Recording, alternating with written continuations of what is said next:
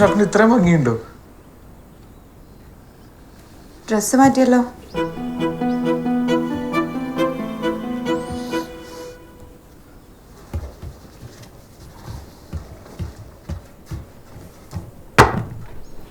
ഇതിട്ടു.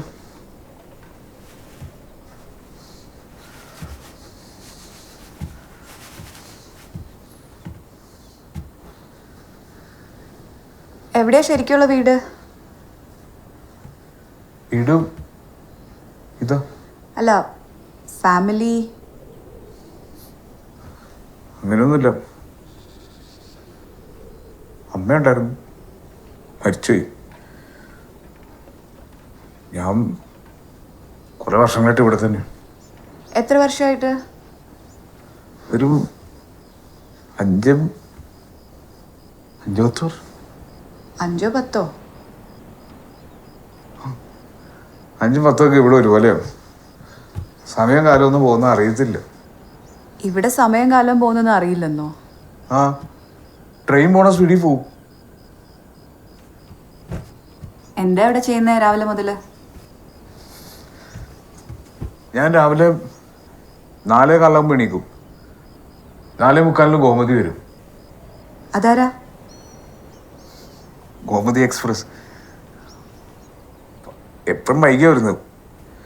ഒരു ദിവസം 16 മണിക്കൂർ വൈകി വരുന്നു. പക്ഷെ ഞാൻ 4:15 എഴുന്നേറ്റ് കുളിച്ച് റെഡിയായി യൂണിഫോം ഇട്ട് നിൽക്കും. ഗോമതി പോയി കഴിഞ്ഞാൽ പിന്നെ വലിയ തിരക്കൊന്നുമില്ല. വല്ലപ്പോഴും ഒരു ഗുഡ്സ് ട്രെയിൻ വന്നായി. പിന്നെ ബാക്കി സമയമൊക്കെ എന്താ ചെയ്യുന്നത്? എനിക്ക് കുറച്ച് കൃഷിയുണ്ട്, കുറച്ച് പച്ചക്കറി, കുറച്ചേ ഉള്ളൂ.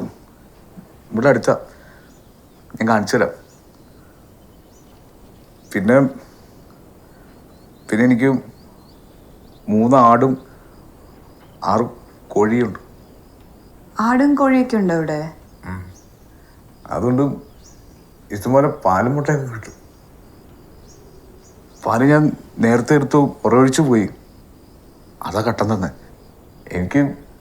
എനിക്ക് ചോറിന് തൈരുണ്ടെങ്കിൽ പിന്നെ വേറെ ഒന്നും വേണ്ട. കൊള്ളാം. ഒറ്റയ്ക്കാണെങ്കിലും വളരെ ചുറ്റോടു കൂടിയുള്ളൊരു ജീവിതം അല്ലേ?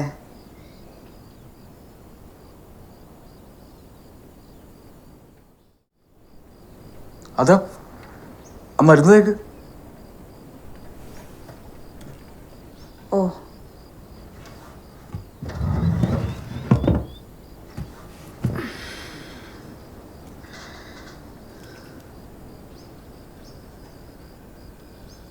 ഇതിന്റെ എക്സ്പയറി ഡേറ്റ് കഴിഞ്ഞിട്ട് വർഷങ്ങളായല്ലോ.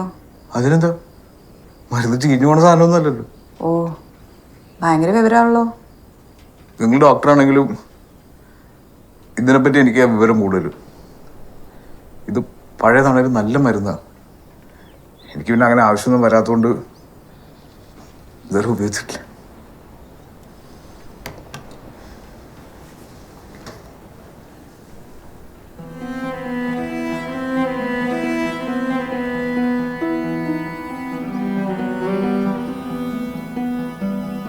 ഇവിടെ ഇഷ്ടംപോലെ വെള്ളമുണ്ട് കേട്ടോ. എത്ര വേണേലും കുളിച്ചോ. ഇവിടെ കുറച്ച് മഞ്ഞളങ്ങനെ ഇരിപ്പുണ്ടാവോ? നല്ല ആന്റിസെപ്റ്റിക് ആയിരുന്നു. ആ, മഞ്ഞളും മുറിവിനും നല്ലതാ. ഞാൻ തരാം.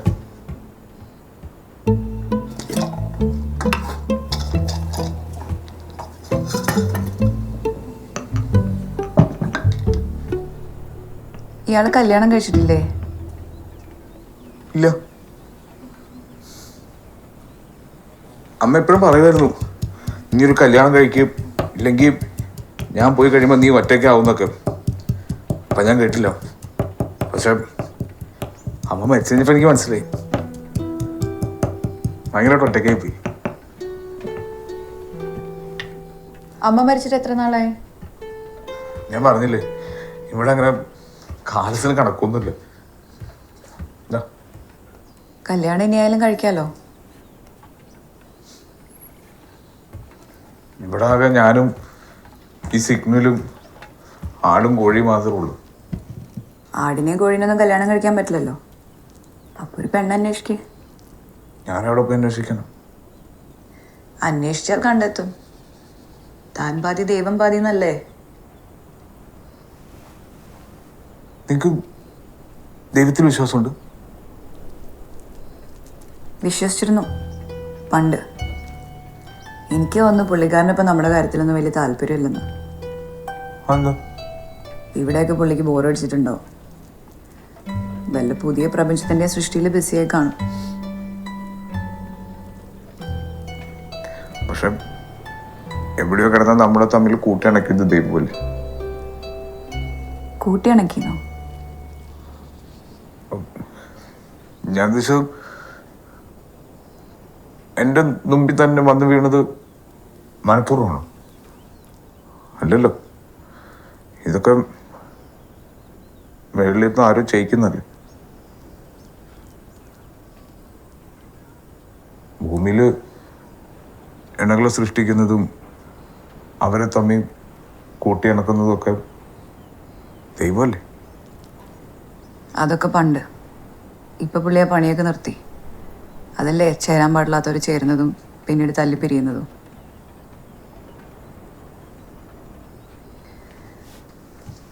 ആക്ച്വലി നിങ്ങൾ കല്യാണം കഴിക്കാറുണ്ട് നന്നായി. ആരും കല്യാണം കഴിക്കരുത്. ഒറ്റയ്ക്ക് ജീവിക്കുന്നതിൻ്റെ സുഖമല്ലേ, അതൊന്ന് വേറെ തന്നെയാണ്. നിങ്ങളുടെ ഈ ജീവിതമല്ലേ, ഇതാണ് സമാധാനമുള്ള ജീവിതം. ആരെയും പേടിക്കണ്ട, ആരും ശല്യപ്പെടുത്താനുമില്ല. അതൊക്കെ ശരിയാ. എന്നാലും എന്താ? ഒന്നില്ല.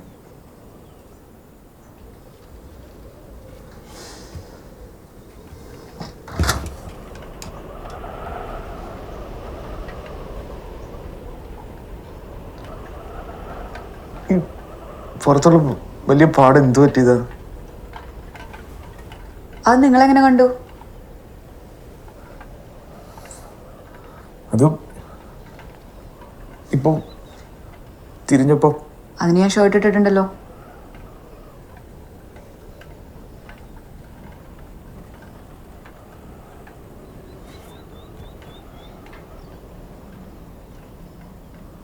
ക്രൂരതയുടെ അടയാളങ്ങളാ. അയാളുടെ പ്രാന്ത് ഇളക്കണമെങ്കിൽ എൻ്റെ ശരീരത്തിലെ പാടുകൾ എണ്ണിയാൽ മതി.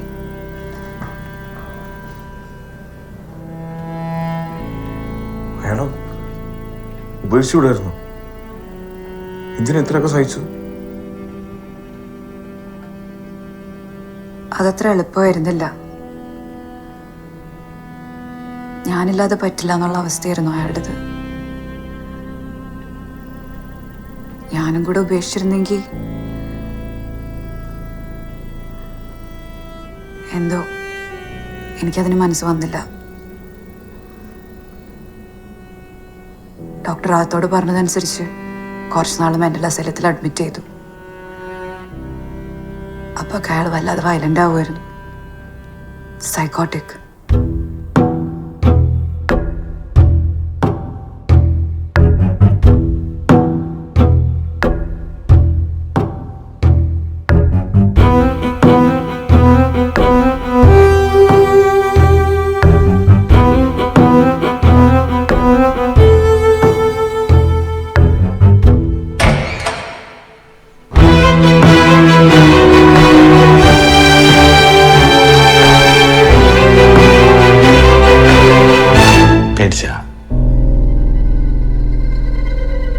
ശരിയാ, ഞാൻ അവളെ കൊന്നു.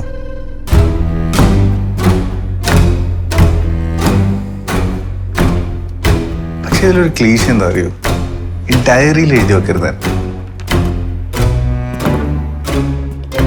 ഇനി ഞാൻ എഴുതില്ല. പക്ഷേ ഞാനിപ്പോ മേട്ടറിനെ കൊന്നല്ലോ, അതെഴുതി വെക്കണ്ടേ? ഇനി ആരെങ്കിലും കൊന്നാ അത് എഴുതി വെക്കണ്ടേ?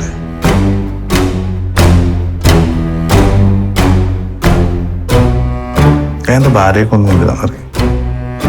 സോറി, ആദ്യ ഭാര്യ. അവള് പറയാം എനിക്ക് ഭ്രാന്താണ്.